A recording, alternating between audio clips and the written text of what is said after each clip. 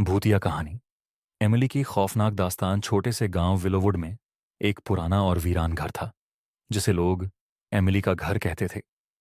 यह घर गांव के किनारे एक घने जंगल के पास स्थित था। लोग कहते थे कि वहां रात को अजीब आवाजें आती हैं, हंसने की, रोने की और कभी-कभी डरावनी फुसफुसाहटें। कई साल पहले एमिली नाम की एक लड़की अपने माता-पिता के साथ इस घर में रहती थी। वह मासूम और खुशमिजाज थी, लेकिन उसकी जिंदगी तब बदल गई जब एक रात उसके माता-पिता अचानक गायब हो गए।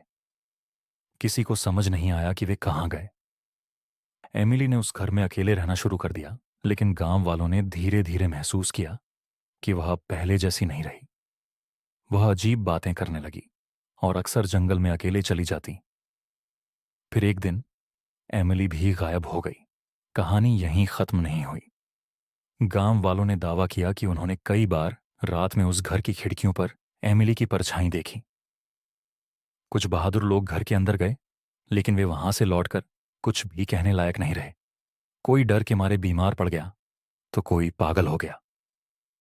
एक रात गांव के दो किशोर रोहन और सिया ने उस घर की सच्चाई जानने की ठानी। उन्हें यकीन नहीं था कि भूत जैसी कोई चीज होती है। टॉर्च लेकर वे आधी रात को घर में घुसे। अंदर का माहौल सर्द था, दीवारें टूट चुकी थीं और हर तरफ धूल जमा थी।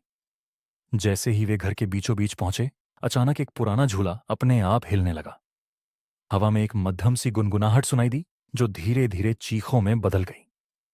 रोहन और सिया ने देखा कि एक धुंधली आकृति धीरे धीरे उनकी ओर बढ़ रही है।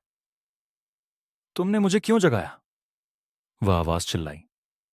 ये एमिली की आत्मा थी, जो अभी भी अपने माता पिता के लौटने का इंतजार कर रही थी। रोहन और सिया डर के मारे भाग खड़े हुए, लेकिन गांव लौटने के बाद वे फिर कभी सामान्य नहीं हो सके। बाद गांव वालों ने उस घर को हमेशा के लिए छोड़ दिया। वह घर आज भी वहां खड़ा है और कहते हैं, जो भी उसके पास जाता है वह कभी वैसा नहीं लौटता जैसा वह था। क्या आप भी उस घर की सच्चाई जानने की हिम्मत करेंगे?